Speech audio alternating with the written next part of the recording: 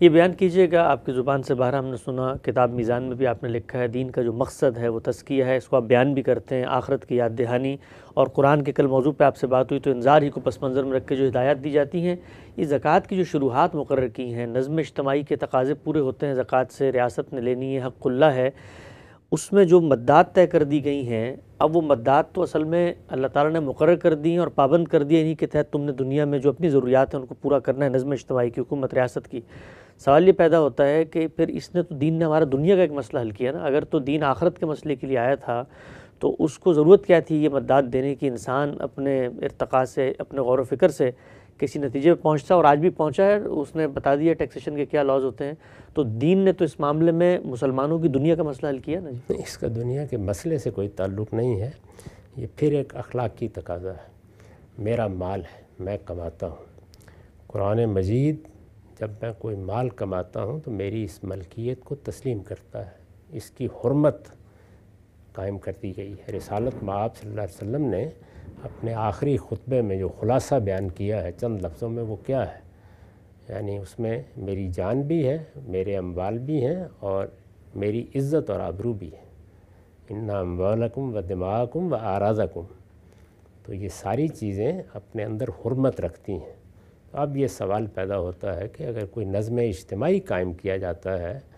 تو وہ تو اپنی ضرورتوں کے لیے یہ چاہے گا نا کہ لوگ اس میں حصہ ڈالیں۔ لوگ آزادانہ رضامندی سے کوئی چیز دیتے ہیں تو کس کو اعتراض ہے؟ ہم چیریٹی کرتے ہیں، بہت سے اداروں کو دیتے ہیں، کوئی اپیل کی جائے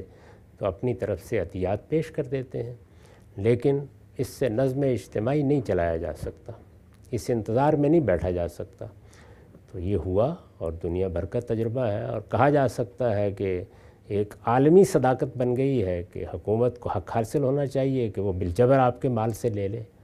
اللہ تعالیٰ نے اس کی شرح خود مقرر کر دی۔ تو اس طرح گویا حکمرانوں میں، یعنی مسلمانوں کے حکمرانوں میں اور ان کے درمیان جو اس معاملے میں نزاع ہو سکتا تھا اس کا فیصلہ فرما دیا۔ یہی دین کا مقصد ہے کہ کہیں بھی نہ انفرادی زندگی میں آلودگی پیدا ہونے پائے، نہ اجتماعی زندگی میں۔ تو اس سے جو نزاعات پیدا ہوتے ان کا گویا اللہ تعالیٰ نے فیصلہ فرما دیا کہ یہ حق ہے تمہارا، یہ لے سکتے ہو۔ یہی صورتحال آپ دیکھیے بہت سے دوسرے احکام میں بھی ہے۔ مثلاً ہمیں کوئی مال کسی کو دینا ہے، کوئی قرض کا معاملہ کرنا ہے، تو وہاں پر بھی اسی طرح کی ہدایات دی گئی ہیں، اس کو لکھ لو، اس پر گواہ بنا لو۔ کیوں؟ اس لیے کہ یہ تمہارا مال ہے، کل اگر یہ صورتحال پیدا ہوگی کہ کوئی جھگڑا ہو جائے گا تو اس سے مسلمانوں کے نظم اجتماعی میں، ان کی انفرادی اور اجتماعی زندگی میں پاکیزگی نہیں رہے گی۔ تو اسی تزکیے کو سامنے رکھ کر اللہ تعالیٰ نے یہ فیصلہ فرما دیا ہے۔ تمام معاملات اسی نوعیت کے ہیں جتنے بھی ہیں۔ نقطہ واضح ہوا ہم صاحب، لیکن یہ نزاعات تو میرے آج بھی پیدا ہو رہے ہیں ریاست کے ساتھ، تو اس میں بھی میرا تزکیہ متاثر ہوگا، وہاں تو فیصلہ نہیں فرمایا۔ اللہ تعالیٰ نے تو ہمارے لیے رہنمائی کر دی، اب اگر آپ اس کو نہیں مان رہے اور آپ اسی طرح سے ٹیکس لے رہے ہیں لوگوں سے،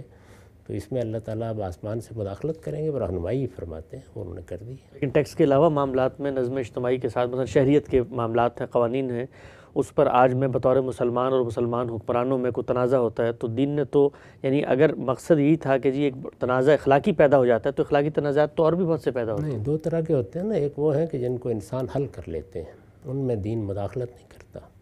یہاں حل کرنے کا کوئی طریقہ ہی نہیں،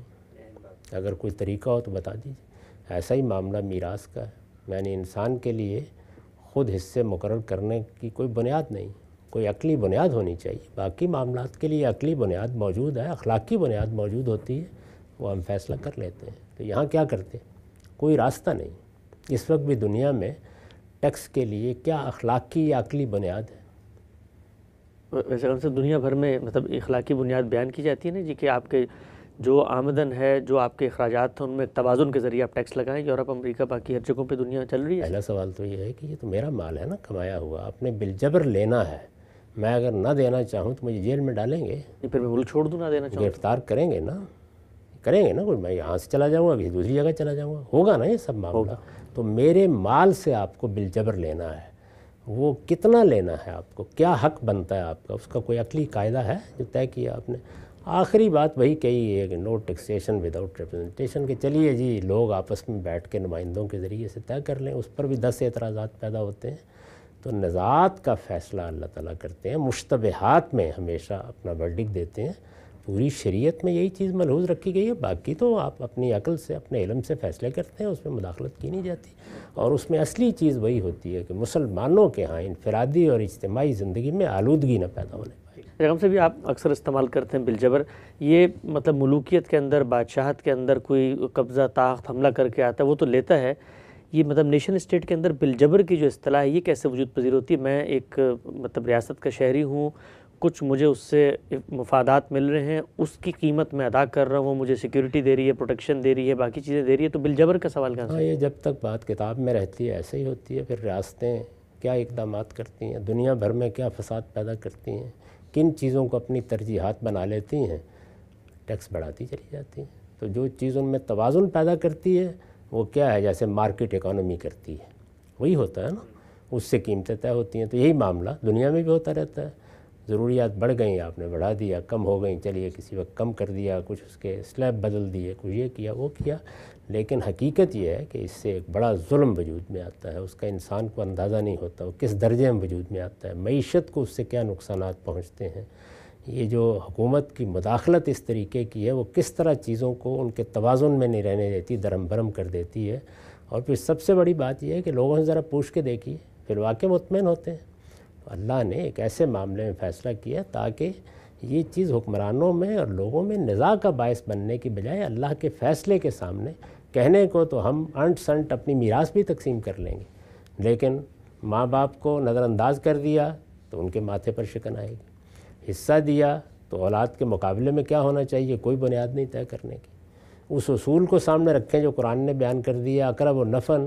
تو پھر بھی نفع کو متعین کر لینا کہ اس کا حصہ یہ بنتا ہے، یہ کوئی آسان کام ہے؟ ان چیزوں میں اللہ رہنمائی فرماتے ہیں، مقصود وہی ہوتا ہے کہ کہیں کوئی آلودگی نہیں آنی چاہیے۔